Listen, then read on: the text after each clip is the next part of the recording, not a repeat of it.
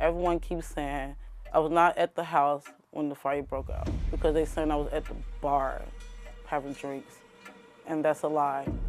It's October the 4th, and our furnace was not working. So I thought it was a great idea, like any other mother would do, to keep their kids warm, is to cut the oven on. At the time, I was drinking a little bit. I woke up, the whole house was full of smoke. All I was thinking was to get out the house, go get help, 'cause I got 3 kids, and I can't get them all out the house on my own. So I was trying to go back in the house. It was like, full of smoke, was dark, couldn't really tell. Glass and stuff was popping. I seen fire. I panicked. I did not go back in the house. I panicked. It was just, I don't know, it was shocking. You would never think this actually would happen to you. Then one of the female police officers got in the car. She was like, "Man, I'm sorry to tell you, but you lost him." It's the worst day of my life. The worst day of my life. I love them kids. I did everything I can for them kids. I really hope that everyone can understand my story, that I was there at the time the fire broke out, and that we all can get closure and move on with our life. When you look at your kids, what do you think? I just think, you know, if it's something that I could have done, even though I knew I wasn't in the same city or state, I still feel responsible because I'm their father.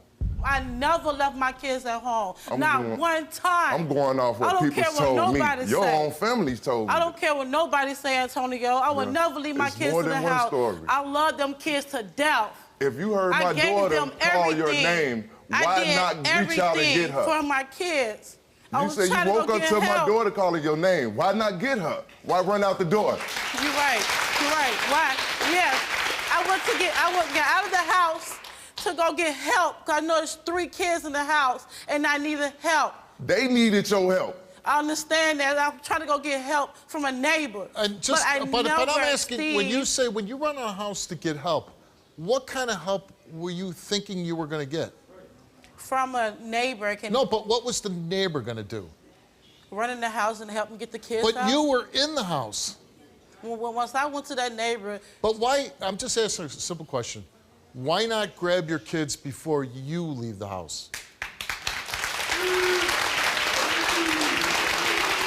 You lost 3 grandchildren in this fire. Yes, I did.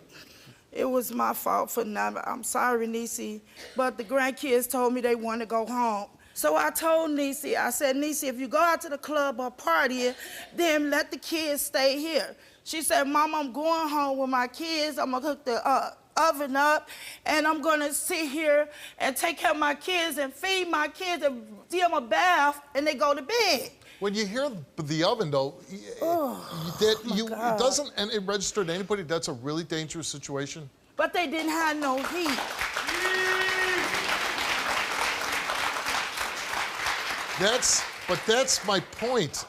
Maybe, I don't know, maybe people aren't aware of this, but when I was a policeman in Chicago, this happens all the time. Fires start because people leave their ovens running, or they leave the burners on top, and people burn up all the time because of this.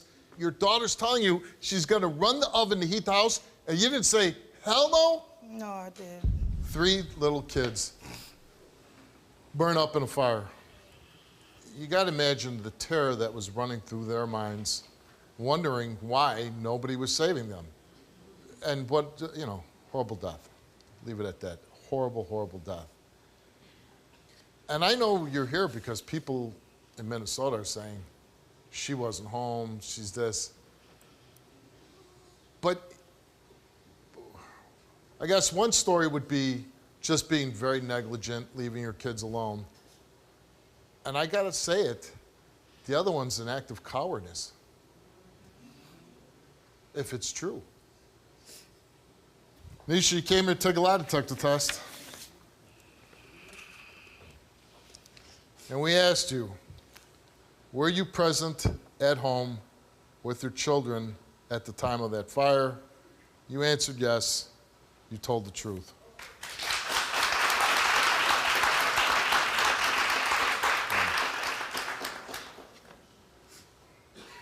still feel if she was there, I still say she was negligent because I don't see how if she wasn't drinking, she would have been able to get up. Well, I guess and get she was them. really drunk. Yes, because she would have been able to get up and get them. If you hear my daughter calling your name, and you wake up out your sleep and just run out the door, and you hear her, she was negligent.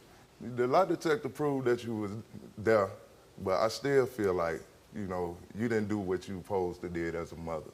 You know? And you didn't do what you supposed to did did as a father. mother was protect your kids. Protect your kids at all costs. Because if I was there, if I couldn't get them out, I would have burned with them. And you didn't do what you did as a father either. Because they would have been with you. If you didn't do, you ain't got for your ass on her. So why did I take the kids away from you? No, so why?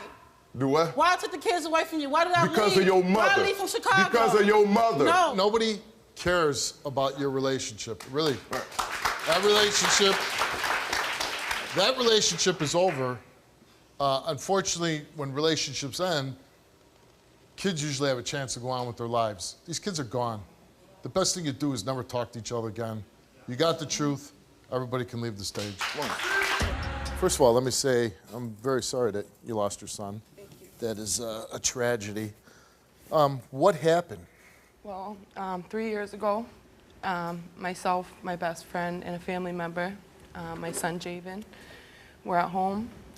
He was really fussy that day. He was teething, crying a lot. So me and my best friend had cooked dinner, and we fed him and, you know, changed him, gave him a bath. And I went in the room, laid him down, gave him his bottle, and he went to sleep. So I said to Danielle, you know, do you want to step on the back porch to have a cigarette? Because I never smoked in the house. And she said, sure. So we were sitting there smoking, and I don't know, something inside of me just said, look up. And I just felt and heard this wind.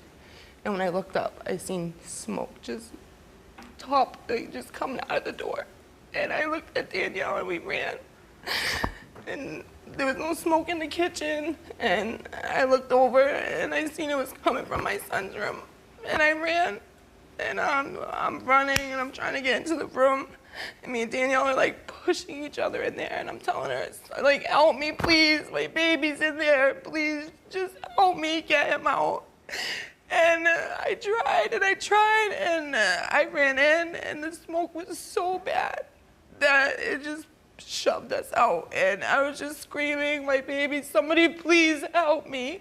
And my other family member was sleeping at the time.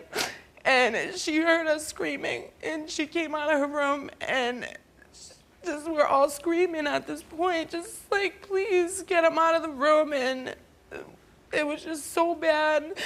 Everybody was screaming, and my other family member from the first floor ran up, and she tried to, and we tried for 20 minutes. We couldn't get him out. Did anybody during this time call 911? We didn't have a phone. You didn't have a phone? No. How long before, like, the fire department showed up? Well, you know, after like 20 minutes of trying to get him out, I just felt someone grab me and just drag me down the back stairs, and I'm screaming the whole time, no, please, I don't want to leave him. I just want to get him out. Who was that who dragged you? Another family member, and I just screamed, please, I want him, I don't want to leave him. And at this point, I'm out front now, and this family member is holding me up against the fence, and I'm just watching the house burn. And then I see the fire department come, and, you know, the police and the ambulance, and, you know, and then all of a sudden I just hear boom really loud, and the front windows blew out. And the fire was so bad, Steve, that even the fire department had a hard time getting my son out. They were in there for 25 minutes trying to get him out. Did they eventually get him out? Yeah. And I am guessing at this point he had passed from smoke. I didn't know, though. I really felt when I seen the fireman walk out with a blanket, a white blanket, and I knew that was my son. I knew it was him. And, you know, I just had a little hope inside that he was still breathing. And I was sitting there, and I'm just crying, and I'm just begging, please, I want my baby, I want my baby. And I look over, and I see the EMT, you know, wave me over, tell me to come here. And I got over there and he just looked at me and said, "I'm sorry." And I dropped to the ground and I just cried and cried for someone to help me. You suffer this tragedy of losing your son in this fire, but then later you hear that people were accusing you of killing your son. It started about 3 or 4 days after his funeral. People were saying that I had killed him 2 days before the fire, and I set the house on fire to cover it up. I know for a fact that she did not kill her son. I was there the day that he died, and for the people who blame her of killing her son, shame on you. Who are you to really say that this happened or that happened? You weren't there. You didn't have to run into a room. You didn't have to run a room filled from head to toe with smoke. I'm talking about not white smoke. I'm talking about black smoke that as soon as you walk in, you can't breathe. You were there that day? I was there that day. I ran into a room. I was 4 months pregnant running into the room to go get him. And the room was just filled from head to toe with black smoke, thick black smoke. You were there most of the day? I lived with them. Oh, you lived there? I lived there. The mother then gets accused of murdering her own child. Yeah. People said you put it in the oven, you were at a bar drinking, you killed the baby, you tried to go to a shelter, you had this all kind of pre-planned kind of thing. Why would people say things like that? Who are they to even say what happened? They weren't there. You came here today, Kristen, and you took a lie detector test. And we asked you, did you deliberately set the fire that killed your son? You said no. Did you kill Javen before the fire? You answered no. Were you drunk or high at the time the house caught on fire? And you answered no. And the results for your lie detector test came back the same to each question, and they came back that you told the truth. I told you. I told you. I called you, Steve, for help because I watch your show all the time. Somebody's gonna watch this and say, you know what, she was brave enough to do that, I can do that too. Can you relate to this story? Go to www.stevewilkos.com to get my help.